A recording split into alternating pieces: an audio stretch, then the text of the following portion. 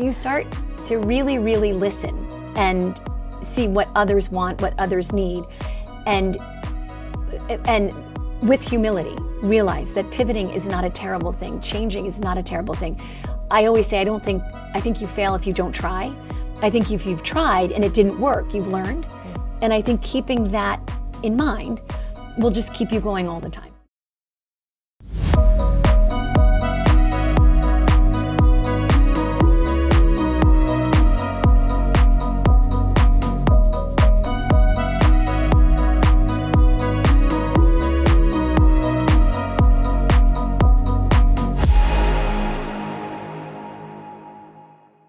Welcome to Limitless. I'm your host, Lisa Allen. A little over 10 years ago, Kathleen Smith, the founder and CEO of Morph Mom, came on my show as a matter of fact. At the time, she talked about her journey of starting her own company and how to get unstuck to achieve goals. Morph Mom is a dynamic platform that connects women to accelerate their careers, overcome obstacles, build skills, and live a limitless life. Kathleen hosts events that draw individuals from across the country to hear from leaders who have transformed their industries and offer invaluable guidance. They share their successes and their failures to help you fast-track your own growth. 10 years later, Kathleen is back, and she's stronger than ever. Over the years, she's empowered thousands of women to achieve their dreams, expand their networks, and boldly pursue their passions. In a world full of uncertainty, this show shines a spotlight on individuals like Kathleen who are not only inspiring change, but they're trailblazing new paths. They're making an indelible impact and showing all of us how to create a better and more connected world. Kathleen, I am so excited to have you back. It's been over 10 years since you first came onto my show, and I'm excited to be reunified. So thrilled to be here, and I'm just so excited for what you're doing, and it's just so important, and it's going to be so impactful and so helpful to everybody right now. So also congrats on all of this in this new show. Thank you so much. Well, I want to talk about what's happened over the last 10 years, but first let's start with what is Morph Mom, just for the audience that may not know you yet. What is Morph Mom and what do you do? So Morph Mom is a platform where we share women's stories who have taken next steps in order to connect, empower, and inspire others who are looking to do the same.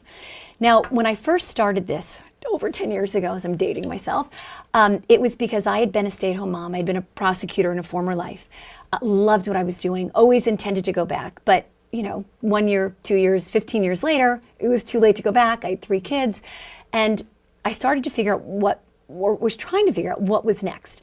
And I'd look and look and look, and I couldn't find anything. I didn't know who I was. I had no confidence. I didn't know how to translate what I had done before to what I could do, what I would do, what I wanted to do.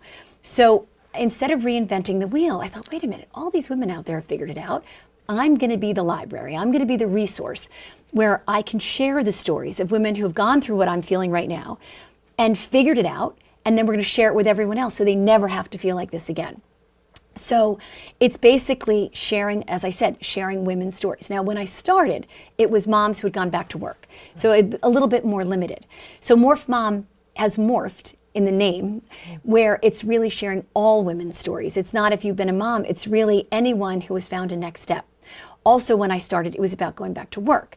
It's not. It's about work, writing a book, finding a new volunteer opportunity, a board, dealing with a tragedy, dealing with divorce. We all go through a next step. We all have a story to share. So Morph Mom has morphed into sharing the women's stories who have taken a next step, whatever that may be, to help others to do the same. Over the years, I wrote for the Huffington Post. I had a radio show for years. We had a television show actually here on HGTV and on NJ12 during COVID. We then switched it to an Instagram Live, which we do now. We used to have really big conferences pre-COVID.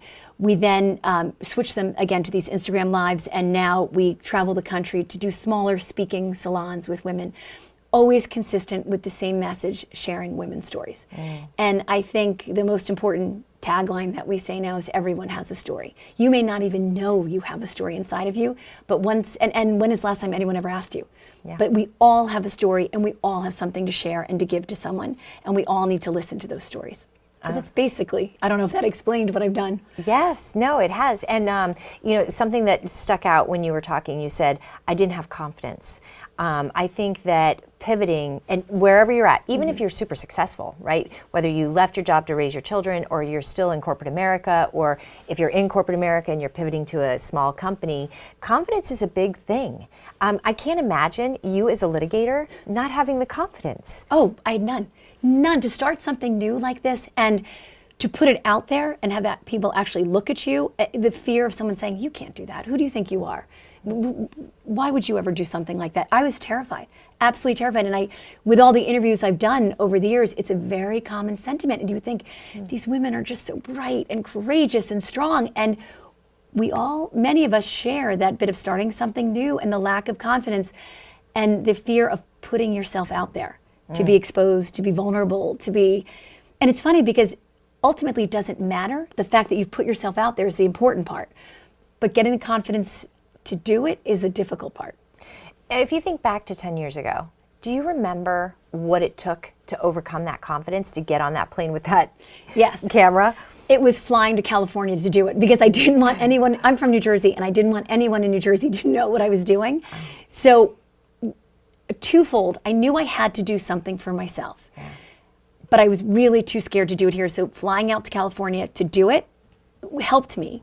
And then reaching out to women I hadn't spoken to in 20 years who said yes immediately. And then I thought, okay, if they're willing to do it, there's something here. And if they're willing to put themselves out there, I have to put myself out there. So it was a combination of that. I also think you had mentioned, I'm trying to remember, you had said, oh, there were friends that didn't necessarily support you. That's an important lesson. I think sometimes our friends are a little bit tougher than our enemies when we're trying to make change. So has that kind of faded away a little bit, or do you still find that sometimes our friends, we want to automatically share our stories and our successes with our friends, but sometimes it's not always who wants to hear that we're succeeding? I don't think that changes. I think that's consistent, but I think what changes is within you worrying about how your friends feel about it. I think you have to realize, and it's understandable, we're all in different places. We can't assume everyone will be on board with what we're doing. Maybe that's not what they want.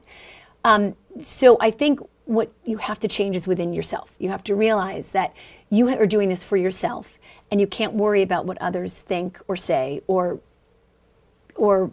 judge. It doesn't matter. It's about you doing what you have to do for yourself. And in turn, you cannot do that to others as well. So you may not understand what they're doing, but remember how it felt when someone was not overly supportive. So I think it's it doesn't change. What changes is within yourself. I love that. And I also think understanding who your friends are in the sense that there still can be your friends. Oh, 100%. Just everybody has a different perspective on things, and knowing who's going to support you in which endeavor, right? So it doesn't mean that you have to put your friends out if someone's not supportive. It just means maybe they're not the one you go to share that information. Right. And we all have something going on in our lives. Yes. And as we grow older, we realize that as well. You know, they don't decide, or others do not decide who you are, what you're doing. You decide, and you put it out there. And your friendships last independently of that. So it's not something that fights with each other. It's something that coexists. Right. So how did Morph Mom morph over the last 10 years since I've seen you last? So many ways. I mean, well, some of the biggest ways. So we originally, as I explained before, we're doing big conferences, and we would call them non-conference conferences. And we have 200, 300 people in the audience, and it was great, and I loved it. But people would call me the next day and they'd say, what now? I'm so inspired by what Lisa said, but what do I do? And how do I didn't get to meet her. There were too many people. And there are always silver linings, and COVID was terrible. But one silver lining for us was we realized, and I think many come away from this, the importance of being connected and being together. And so what I sort of realized was the big conferences were great in theory, but there was no connection. And coming out of COVID, we needed connection more than anything in the entire world. So we have morphed into much smaller salon series almost, where we limit it to 50 women now. And that's including the speakers. And we travel around the country, and no one's up on a big stage anymore. We're all sitting together, we're all equal, we're all sharing our stories together, audience and speakers, and really getting to know one another. And we're now with each city I go to, we sort of form a club, a Morph Mom club. So you would stay connected within your city, but you're now also connected with all the other cities as well. So one huge turn or pivot was really the importance of the human connection. And we always had it, but I didn't quite understand it until seeing it actually happen with a smaller group. And it really works. And so that's one of our big morphs. That's incredible. I remember going to one of your salons recently, and I met Simone, who is the Black Fairy Godmother, who I have had on the show also, so thank you for that connection. She's my hero. Unbelievable. Absolutely my hero. And someone that I wouldn't have come across or met for any particular reason, so your salons are really a wonderful place to meet different types of individuals who have done great things. So I just wanted to thank you on that. Thank you. From a success perspective, from a business side, because I do want to get into some personal stuff too, but just from a business perspective. So what do you think you would say is one of your top successes and one of the biggest obstacles that you overcame over the last 10 years? I think, well, for success, and again, everyone has a different definition of success, but for me, my personal feeling that I've succeeded is this smaller group of women coming together and actually see it working and seeing that it's not just the day, that they're continuing relationships. So I feel like something's working. Like it took me a while to get there, but I think maybe we've figured out how it can happen and how these connections and these relationships can actually develop and really help each other through it. So I think that has made me the happiest. And I think one of the biggest obstacles in turn was telling the stories, but how to keep that connection, how to make sure that they met each other, how to make sure that that network was really growing and expanding. And I guess it twofold. And I think the in-person going from large to small was one of the best pivots that we've made. Well, and I remember you telling me that you had a conference that didn't end up being as big as you wanted it to be. So the entire time, I mean, this is sort of the pivot moment where you went to more the smaller salon style, but that you felt like you were failing in that moment when a lot of people didn't come. So do you want to expand on that story? Sure. That was powerful to me. It was actually, so it was the post-COVID, and it was the first time we were going to do something live again. So it was a big deal, and we were going to go down. We went down to Asheville with a very good friend of mine who works with Morph Mom too. And we had the most incredible speakers, the most incredible lineup of women speaking. I mean, I honestly think every woman I've ever spoken to is equally as incredible. But it was very exciting. We were back in person, and I never want to let the speakers down. So in my head, it was, we have to fill the room, because otherwise I'm letting these speakers down. And it's not fair that they're giving of their time and their stories to do this. And it was tough to get people to come out then. And we had a very small group. And I was dying. And I'm on stage, and I'm dying inside thinking, I just had all these women come out and devote all their time. And I'm not providing them what they deserved. And it was breaking me as it was happening, but I had to go through, and it was a 2-day thing, and I had to keep going, and I had to smile and get through it, because everyone was, and those guests that were there, it meant just as much to them. It wasn't a huge group, but the women who were there needed it just as much, as well as the speakers. So it was a very difficult thing to get through, very humbling, a lot of, I'm so sorry, I tried to fill this for you. But what I realized was the more I was apologizing to them, the more they were kind of looking at me like, I don't understand. And I realized at that moment, it wasn't about quantity, it was the quality. It was the most incredible women who wanted to be there and were connecting. And that, to me, was a very humbling thing, where it wasn't the numbers, it was what was happening. And that's how we've come to decide these smaller groups. So now traveling around the country, limiting it to 50 is, I couldn't be happier. It's your new business model. It is. And it's amazing. Also, just standing on that stage looking out, had I known then what I know now, I would have been so joyful that it was great. But it was a biggest learning experience. And it also has changed the course of what we're doing. Well, I think that's also part of the growth. You know, for me, learning last year, humility, confidence, courage. I think these are things that we have these pictures of how everything should go. What the saying is, man plans, God laughs, Yeah. right? So we expect everything to turn out the way that we want, but sometimes it happens for us, not to us, and that it actually makes us better. The bigger plan is it's about the journey, not the outcome. And I think about listening to others. Like I had in my head that it had to be this way for everybody.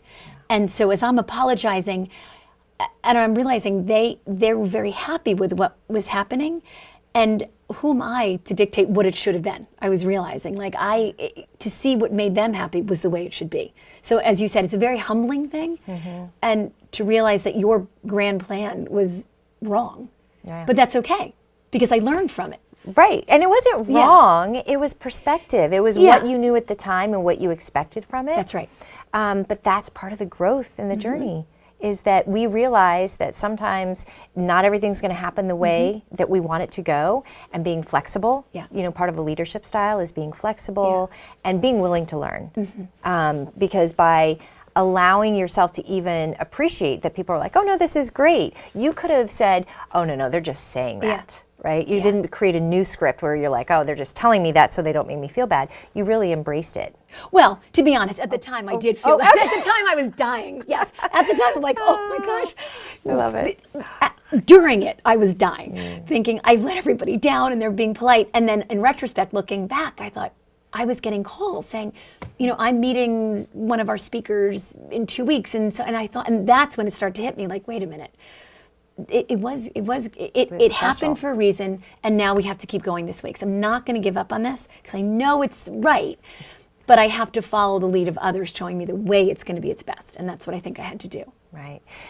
What does Morph Mom of today give advice to younger, earlier Morph Mom 10 years ago? I think always. My father used to say, be interested and you'll be interesting. So I think listening. Say that again? So be interested and you'll be interesting. Okay. So and probably because I was talking too much. And he was like, shut your mouth and start to listen. But I think when 2 ears, 1 mouth. Exactly. Right. So if you start to really, really listen and see what others want, what others need, and with humility, realize that pivoting is not a terrible thing. Changing is not a terrible thing. I always say, I think you fail if you don't try. I think if you've tried and it didn't work, you've learned. And I think keeping that in mind will just keep you going all the time. Like, it's okay, I gave it a shot, it didn't work, but now the good thing is I know what doesn't work. So let me switch to something that could. And the way I'm gonna find this out is listening to others and learning from others and always being open to others, to their advice, to how their opinions. You don't necessarily have to follow them, but listen to them. At least consider them. And what advice would you give to any woman who's starting, taking a leap of faith this year? What would you tell them would be helpful? I'd from an advice say perspective? sort of like the top 3 things. Say yes. And I know people say, I can't say yes to every single thing. But when it comes to what you're doing, just say yes, give it a shot. Let's say you're entering something and you're not really sure what to do. Volunteer at that place. Just say yes. Offer to do something that you knew. Like, maybe can I help you with your books? Can I help you with something that I do know? Just say yes. Say, yes, I want to try this. I want to learn. I want to see how to do it. If it doesn't work, it doesn't work. That leads to the second thing. I fully believe that failure's not trying. You'll never know if you could have made it if you don't try it. Ever, ever, ever. And now, financially, always consider there are financial limitations, but do what you can within what you have, within your means, but at least try. The worst that can happen is it doesn't work, and now you know.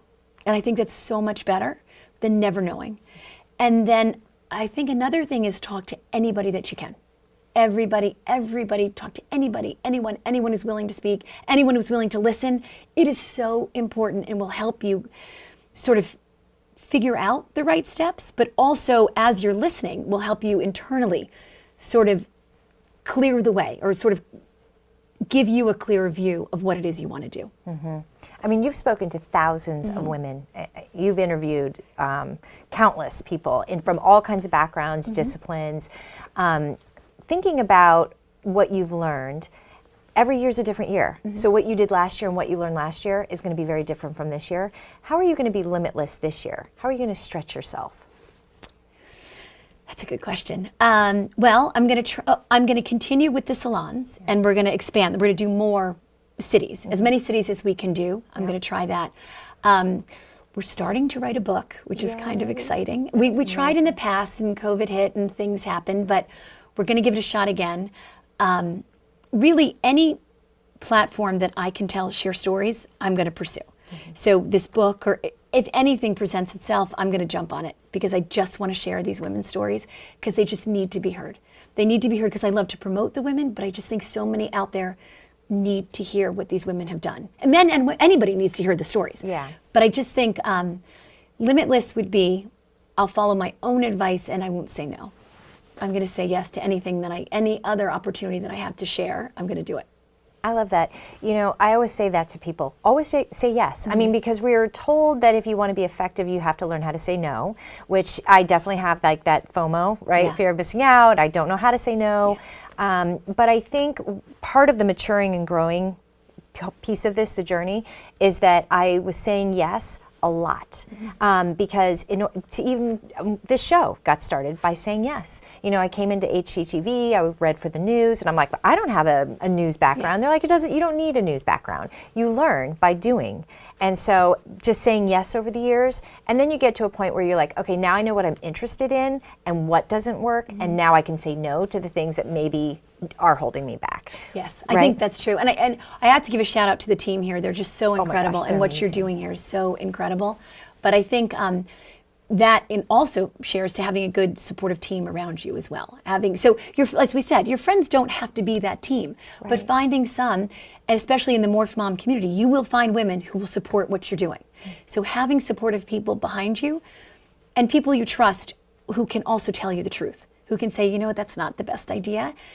I think that's incredibly important as well, to have someone there to tell you when it's great, but to someone to also tell you when it's not so great. Yeah, that's important, because not everybody wants to tell you what's not working, but they have to have the courage, because you only get better. Right, yeah, absolutely. Where are you traveling this year? We will be in Dallas in October and Chicago at some point. And some other exciting news for this year, we have partnered with Boll & Branch. Oh, wow. So our events, where Boll & Branch has a store, a storefront, a brick and mortar, we will be going to those cities and hosting the events there. And we just had a wonderful event in Greenwich at Boll & Branch, and talk about an incredible team, an incredible company.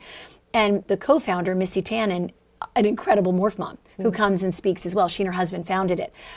So that's exciting news as well. And we will really, if people reach out to me and they want me to come to their city and they've got stories to tell, I'll be there. I want to tell as many stories as I can tell. I'm gonna do it. Will those different locations have different themes, or is it, how would that work? It's generally, it's funny, our theme is pretty much always everyone has a story, come hear from some of the best.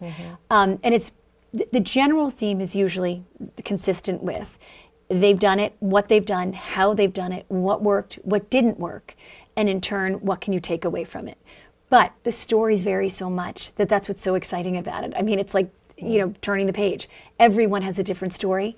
So theme-wise, it's similar. Story-wise, it couldn't be more varied and more exciting and more different to share. Is there anything you would say don't do if anybody wants to do something similar to what you're doing? Because there is, do you know Mel Robbins? Yes. I've said her name on I'd love to know her personally. Yes. I know, I really enjoy her. I just discovered her like 3 days ago, and I've listened to about 6 of her podcasts she's now. Incredible. But basically she said there is a success formula for anything you do in life. So wherever you want, whatever career you want to get into, there's a success formula. Is there a success formula for what you're doing and what not to do? Well, don't follow me financially. That's the first thing, because my business plan is still in the works after a decade. So financially, I haven't quite figured it out yet. But I think the success has been the integrity with which we have moved forward. And I think it's always been, we've stayed true to the mission. We've stayed true to our stories. We've stayed true to our Morph Moms. It's never a gotcha. It is purely with as pure heart as we can to share their stories to help others. And I think the integrity behind that is what I would tell anybody. If that's your premise and that's what you want to do, be true to the women, be true to anyone who you are putting out there. Because otherwise it's not fair to them, and it's not fair to the people who are listening, and it's not fair to yourself. You're not doing yourself justice. I think that would be the most important thing. Secondly, the financial part. But come back in 10 years, maybe I'll have figured that part out. It's never easy. No. It's never easy. Is there any story in particular, of all the thousands of stories, is there one that is a favorite to you? I mean, I say this and I mean it so sincerely that every story is as important as the next. Every single one I've learned from. And especially going in, I think, we'll have nothing in common. Guaranteed. I will walk out thinking, oh my gosh, we have so much in common. And I've learned so much from what you've just said.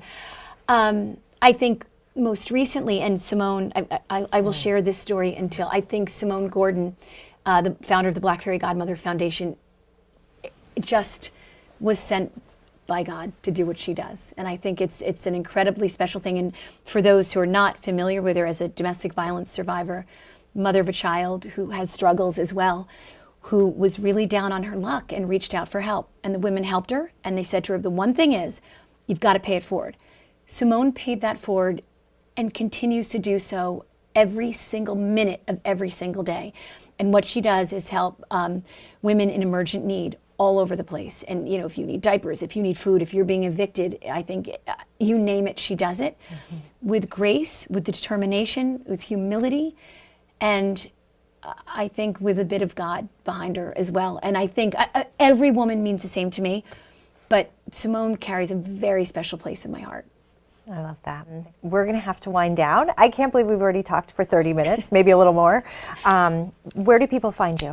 So the website is morphmom.com, Yep. morphmom.com, and that's how you can sign up for the events.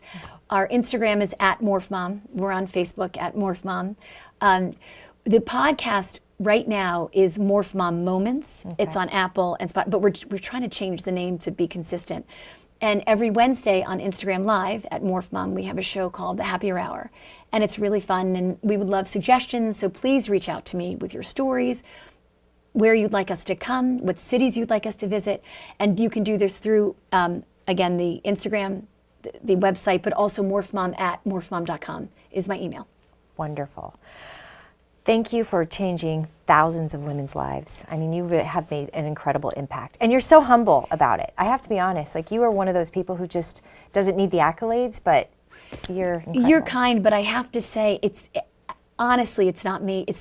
I got them there. They do all the work. It's these women, like yourself, all these Morph Moms out there who, without hesitation, share the hard, the trials, the tribulations, what's good, what's bad, who reveal themselves to help others. It's not me. It is really the Morph Moms who have given of themselves to help others to get to these next steps. I am forever grateful. This couldn't exist without women like yourself who are willing to do that to help others and see the need. And also the women who have faith in us that we can get them to the people they need to meet. So thank you for saying that, but really I am forever grateful to the Morph Moms out there. The human element. Yeah. It's a connection. And we're helping each other. Yeah. I think that's what this year is about for me. Being grateful and lifting other stories up, other people's stories, so that we can share them. I mean, that's really, just to help others. They can shave off a year, 2 years, 5 years, 10 years of their journey, and not make mistakes over those years because of a piece of, a pearl of advice that you gave them. That's really what I'm hoping to do. So thank you for doing this. And again, just always bringing people up. That's what you do. Thank you. That's your secret sauce. Ditto. And thank you for joining us today on Limitless. Kathleen has changed thousands of lives through connection, compassion, and saying yes to new and sometimes scary opportunities as they arise. This year, discover what can make you limitless to make it your best year yet. For more programming like this, please visit HTTV's website or any of our social media channels. Thank you for watching Limitless. I'm Lisa Allen, and I'll see you on the next episode.